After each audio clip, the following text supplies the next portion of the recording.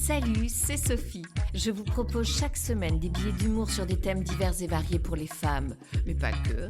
Pour les femmes expats, mais pas que. Pour les femmes expats à Dubaï, mais pas que. Bref, vous l'aurez compris, pas vraiment de règles, juste l'envie d'avoir un petit rictus. Allez, souriez, la vie est courte et les dents sont tellement chères.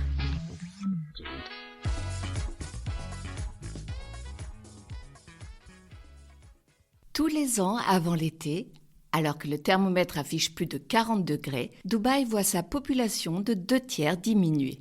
Il y a comme ça des rites immuables, avec autant d'exactitude que les oies sauvages, la migration des femmes avec enfants en bas âge.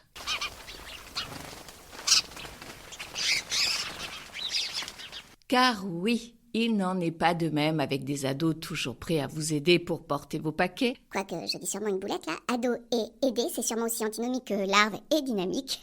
Bon, anyway, ce sera sûrement le sujet d'un autre billet.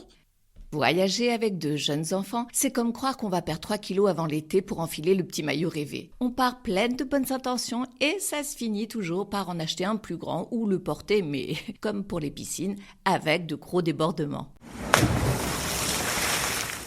La première difficulté consiste donc à faire entrer toutes les garde-robes que l'on veut apporter. Durant notre migration, il nous faudra bien bottes et kawaii pour les climats tempérés, robettes et t-shirts pailletés pour les régions super ensoleillées. Et puis, c'est le moment ou jamais de rentabiliser toutes les fringues des enfants qui, rappelons-le, après l'été d'une taille seront upgradées. La deuxième difficulté est d'arriver avec le bon nombre de valises et d'enfants jusqu'à l'enregistrement. Car essayez de dire au petit dernier qui a déjà un mal de chien à marcher que dans notre répartition, il a le quadruple de son poids à pousser. Deux disputes entre eux, en crise d'hystérie contre eux, on finit par arriver déjà complètement vidés devant le type du contrôle d'immigration qui souhaite voir nos passeports. Qui reste toujours introuvable malgré nos efforts. S'ensuit le contrôle de sécurité où on se retape pour la deuxième fois de la journée tout le monde à rhabiller. En prime, tous les iPads à retirer. C'était peut-être pas une si bonne idée à Noël d'enfiler un à toute la couvée. Un petit tour au duty free où l'on fait le plein de sucreries, espérant ainsi avoir acheté durant tout le vol notre tranquillité. Malheureuse, vous constaterez dès l'embarquement que vous aviez 310% de probabilité de retrouver la moitié de la classe de vos enfants. Et là, il ne vous reste plus qu'à prier qu'ils n'établissent domicile à vos pieds. Mais si ce n'était pas votre jour de chance, vous vous retrouverez en animatrice de centre de loisirs à gérer leurs pleurs et leurs rires en alternance. Ensuite, petite distribution de cadeaux de la compagnie qui doit exister juste pour foutre la zizanie. Allez rationnellement expliquer à des enfants surexcités qu'un sac à dos est équivalent à un cahier à colorier. Sûrement plus essayer de convaincre une star de télé-réalité de ne pas se faire tatouer. Toujours très drôle aussi de constater que je ne suis pas la seule à vouloir faire entrer dans la nacelle un bébé dont la taille et le poids dépassent largement les normes autorisées.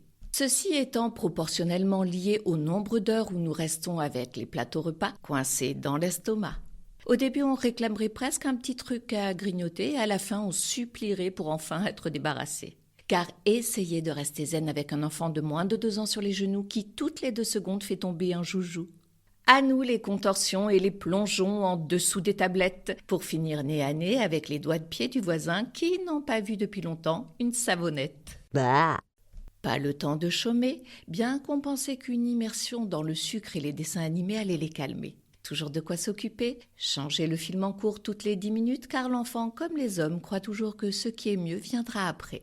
Notre fauteuil qui ne veut pas se baisser, contrairement à celui de devant qui, sur nous, s'est bien affaissé. L'écran et ou le son de leur casque qui lâche, on a beau dire pour regarder le film, ça fait tâche. Oubliez de regarder le dernier film primé sur la croisette, car nous sommes bientôt arrivés après les 30 allers-retours aux toilettes. Ne reste plus qu'à rassembler les gamins et l'intégralité de ce que contient un bagage à main. Une fois le contrôle des passeports passé, vous pourrez toujours mettre vos dernières forces à hurler contre ces cons qui, on ne sait pourquoi, mettent toujours vos bagages en dernier. Allez, bel été!